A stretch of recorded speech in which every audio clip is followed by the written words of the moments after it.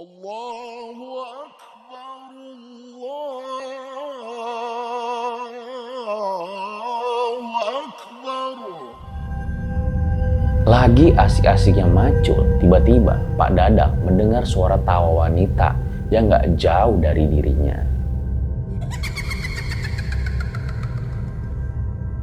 Saiful kayaknya mulai risih nih. Di situ dia bilang, "Hai, tidak usah kau ganggu-ganggu."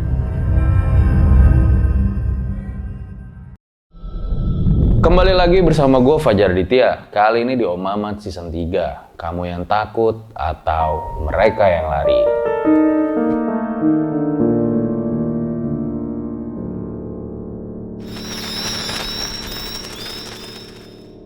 Jadi ini ada kiriman cerita dari salah satu kontributor gue yang ada di Jawa Timur. Dimana cerita ini menurut gue, wah gila sih. Kisah seorang petani di Jawa Timur di mana tanah yang disewanya sebagai sawah itu ternyata merupakan petilasan ya dari korban-korban kekejaman oknum PKI di zaman itu. Ini gue bilang oknum loh ya, karena kan gak semuanya kayak gitu. Jadi banyak yang bilang kalau dulu di tanah tersebut merupakan tempat pembuangan para korban, di mana korbannya itu ya langsung dikuburkan begitu saja di tanah tersebut. Ya kayak banyak tragedi yang terjadi lah di tanah tersebut. Apalagi di dekat sawah itu ada juga sebuah gedung yang terbengkalai. Jadi gedung ini dulu tuh katanya punya PKI ya, yang difungsikan sebagai tempat pengobatan bagi para anggota-anggotanya. Dan ternyata juga ada sebuah tragedi yang terjadi di gedung ini. Ya memang ya, tragedi G30 SPKI itu sebelum dan sesudahnya ini ya menjadi salah satu perjalanan yang paling kelam dalam sejarah bangsa Indonesia. Ya nanti kalian lihat sendirilah ceritanya kayak gimana. Nah sebelum dimulai jangan lupa kayak biasa dukung terus konten-konten RJ5 dengan cara subscribe, like, comment, share yang banyak biar kita makin semangat bikin videonya. So gue rasa langsung saja berikut adalah ceritanya.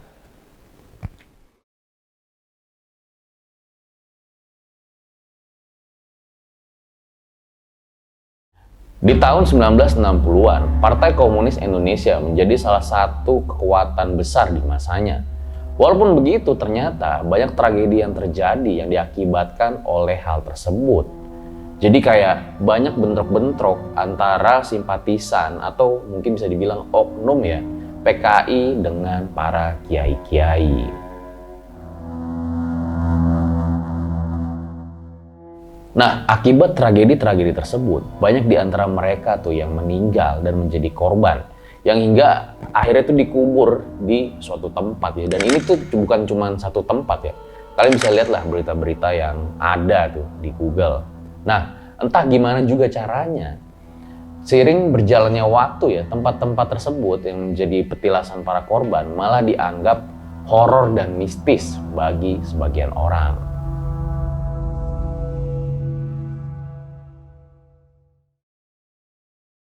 Di antara tempat-tempat tersebut, salah satunya adalah sawah yang disewa oleh Pak Dadang. Pak Dadang ini adalah seorang petani yang berusia kurang lebih 50 tahun ya. Dimana tuh dia tuh masih aktif ya dalam kegiatannya bersawah. Yang sawahnya ini erat kaitannya dengan sejarah zaman dahulu. Letak sawahnya sendiri lumayan jauh dari pemukiman. Terletak di pinggiran jalan dengan kondisi yang sangat sepi. Apalagi nggak ada warung juga tuh di sekitar sawah. Jalan di tempat itu juga bukan jalan utama, jadi sangat jarang dilewatin orang. Meskipun letak sawah Pak Dadang ini ada di pinggir jalan. Seperti yang tadi gue bilang, banyak banget cerita-cerita horor yang beredar mengenai sawah ini. Karena memang dulunya tuh pernah terjadi pembantaian di tempat ini. Salah satu yang menjadi urban legend adalah hantu Kinasi. Di mana Kinasi ini adalah salah satu korban dari tragedi tersebut. Ia harus kehilangan nyawa ketika usia kandungannya mendekati 9 bulan.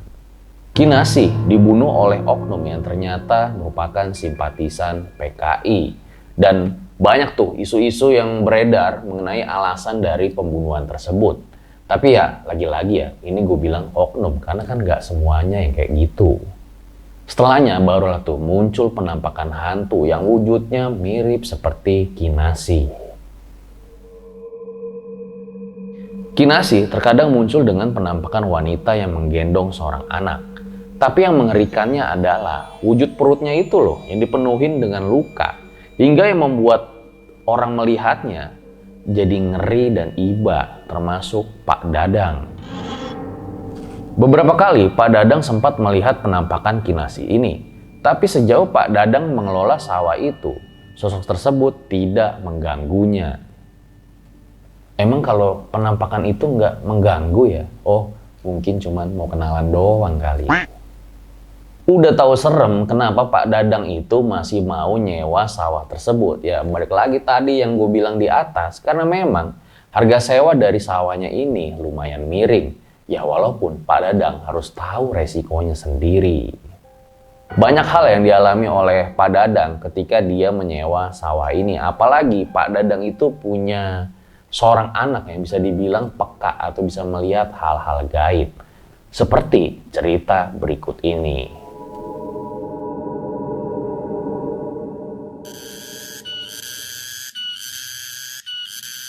Suatu hari sehabis subuh, Pak Dadang ini pergi ke sawahnya. Ya kalian tahu lah, kalau pagi-pagi itu udaranya masih segar-segar gimana ya kan.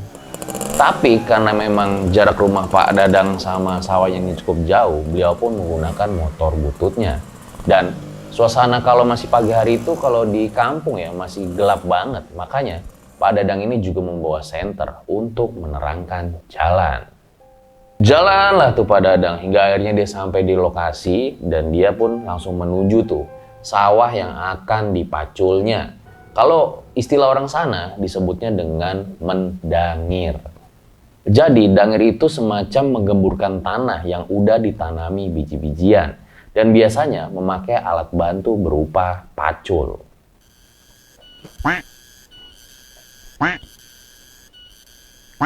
Lagi asik-asiknya macul, tiba-tiba Pak Dadang mendengar suara tawa wanita yang gak jauh dari dirinya.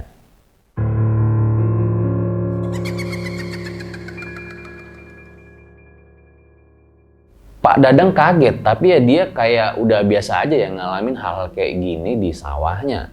Dan saat itu juga dia berpikir kalau itu adalah tawa dari kuntilanak yang lagi usil.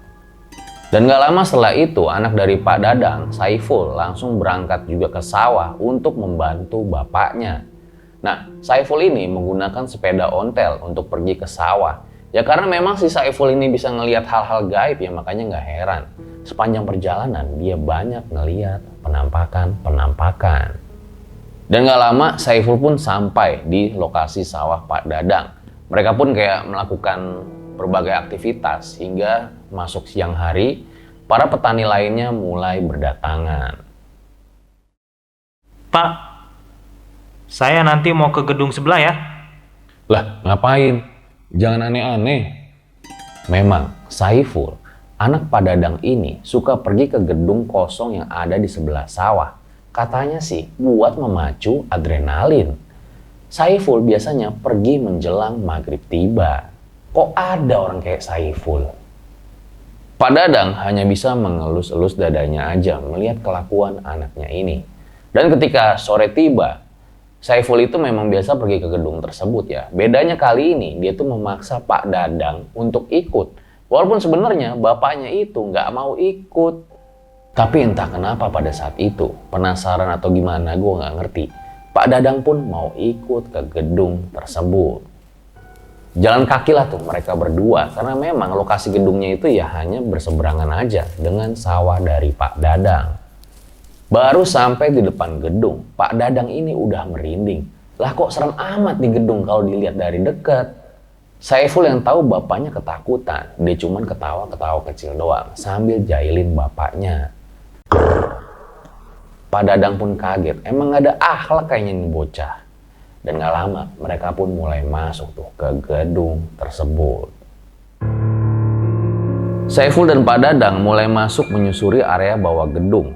Banyak serangga dan juga barang-barang yang tak terpakai lainnya di sini. Pak Dadang semakin merinding. Ia teringat dengan isu yang mengatakan kalau memang gedung ini dulunya dipakai untuk tempat pengobatan bagi para PKI yang terluka. Bahkan ada juga yang dimakamkan di sini. Selain itu, Pak Dadang juga mendengar isu kalau tak jarang ada sandera yang dimakamkan di gedung ini pula. Setelah PKI menjadi partai terlarang, banyak isu yang berkembang mengenai gedung tersebut. Ada yang bilang gedungnya ini pernah dipakai, tapi banyak yang kesurupan. Ada juga yang bilang gedungnya ini setiap pengen dirobohin, selalu aja gagal, nggak tahu kenapa. Entahlah, apakah ini memang sebuah fakta atau hanya isu semata. Jadi kalau gue pengen gambarin ke kalian ya, gedung ini ya kayak kelihatan sebagai sebuah bangunan tua aja yang terdiri dari 3 lantai, di mana lantai 2-nya itu benar-benar sangat ketutup dan sangat gelap. Tangganya terletak di bagian pojok dan di bagian belakang gedung terdapat beberapa makam yang sampai saat ini tidak diketahui siapa asal-usul di balik makam tersebut. Mereka masuk tuh, berjalan menuju ke lantai kedua. Ketika baru berjalan, tiba-tiba ada suara benda jatuh dari lantai tersebut. Kira-kira apa yang akan terjadi selanjutnya?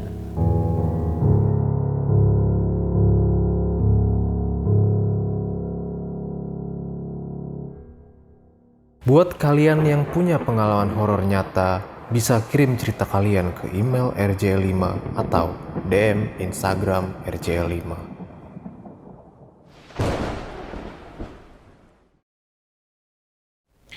Baru aja naik ke lantai 2, tapi mereka tuh udah ngedenger suara yang aneh-aneh. Tapi di situ logika Pak Dadang nih berpikir ya, oh mungkin aja itu barang yang jatuh karena angin kali.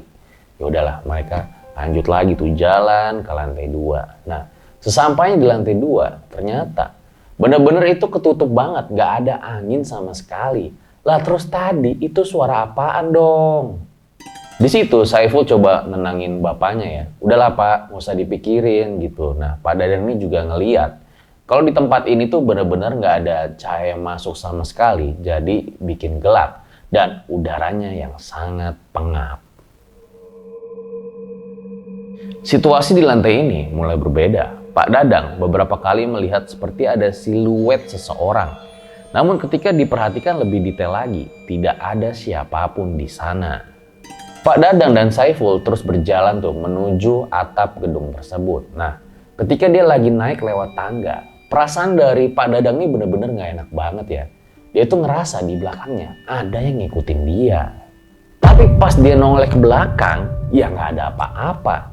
Dan entah kenapa juga Pak Dadang yang biasanya berani di sawah, sekarang nyalinya tuh kayak ciut ketika masuk di gedung ini. Dan gak lama mereka sampai tuh di atas gedung tersebut. Ternyata Pak Dadang tuh sangat takjub ya. Pemandangannya itu sangat indah di kala senja ini. Oh ternyata ini toh maksud dari Saiful ngajak saya maksa-maksa ke gedung ini. Pemandangannya benar-benar sangat indah. Saiful hanya menghela nafas aja tuh. Walah, kenapa nggak dari dulu aja ngajak bapak kesini, Dok? Bagus banget itu loh pemandangannya. Emang bapak-bapak itu sulit dimengerti. Setelah puas menikmati pemandangan, Saiful pun ngajak bapaknya buat segera turun karena memang azan maghrib sudah berkumandang. Allahu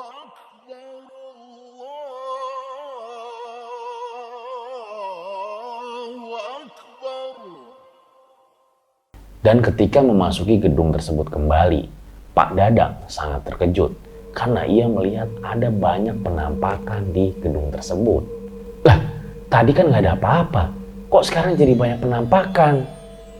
Dan sosok yang menyeramkan pada saat itu bagi Pak Dadang adalah sosok tinggi besar berbadan hitam yang di sampingnya itu ada sosok juga seorang wanita yang perutnya dipenuhi benda-benda tajam di mana matanya hanya satu. Sosok itu berdiri di pojokan menghadap tepat ke arah Pak Dadang. Dan kadang sosok hitam yang besar itu mengeluarkan suara geraman yang sangat keras. Melihat hal itu, Saiful sepertinya paham. Dia pun langsung menggandeng Pak Dadang untuk untuk segera turun dari tempat tersebut. Mereka terus turun tuh hingga ke lantai kedua. Dan di lantai inilah kembali suara geraman terdengar.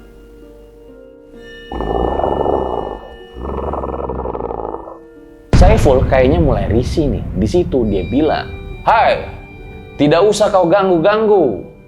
Saiful menegur mereka yang sepertinya ingin hendak menyerang bapaknya. Dan setelah keadaan aman, barulah mereka turun ke lantai 1. Di lantai 1, Pak Saiful ini mulai terlihat lemas dan syok, entah apa karena penampakan-penampakan yang dia lihat atau hal yang lainnya. Saiful sadar, makanya dia pun langsung memapah bapaknya ini menuju sawah untuk mengambil motor mereka. Dan pas di sawah, karena memang Saiful ini bisa melihat hal-hal gaib ya, dia melihat ada sosok kuntilanak. Tapi lagi-lagi sosok ini tuh gak mengganggu ya, hingga akhirnya mereka pun kembali pulang ke rumah. Semenjak kejadian itu, Pak Dadang udah gak mau tuh ke gedung sebelah yang ada di dekat sawahnya. Kayaknya dia kapok deh dengan kejadian-kejadian yang dia alami. Lalu mengenai Saiful yang tidak takut penampakan, mungkin aja karena dia itu alumni pesantren yang kayaknya tuh juga udah kebal ya dengan penampakan-penampakan yang dia lihat sehari-hari. Saiful juga katanya sering tuh melakukan uji nyali di gedung tersebut bersama teman-temannya. Katanya sih ya ingin menguji adrenalin. Emang aneh-aneh aja nih si Saiful. Saiful sendiri sebenarnya membutuhkan waktu yang lama ya untuk beradaptasi dengan aura di gedung bekas PKI tersebut. Dimana nggak jarang juga tuh dia bertemu dengan arwah-arwah yang mengaku sebagai korban PKI. Banyak dari mereka tuh yang menangis ya, minta pertolongan untuk dipertemukan dengan keluarganya, atau juga yang minta pertolongan untuk didoakan. Mungkin terdengar seram, tapi karena ketenangan yang dimiliki sama si Saiful, dia pun bisa mengatasi rasa takutnya. Karena memang baginya manusia itu lebih mulia dari setan, yang ngapain takut sama mereka, pikir Saiful. Karena cerita-cerita yang beredar, banyak juga tuh orang yang nggak mau lewat gedung tersebut karena takut dengan hal-hal horor yang ada. Sementara bagi sebagian lainnya menganggap itu ya hal biasa aja, makhluk halus itu pasti ada. Tinggal bagaimana kita mempunyai rasa berani dan tidak takut terhadap mereka.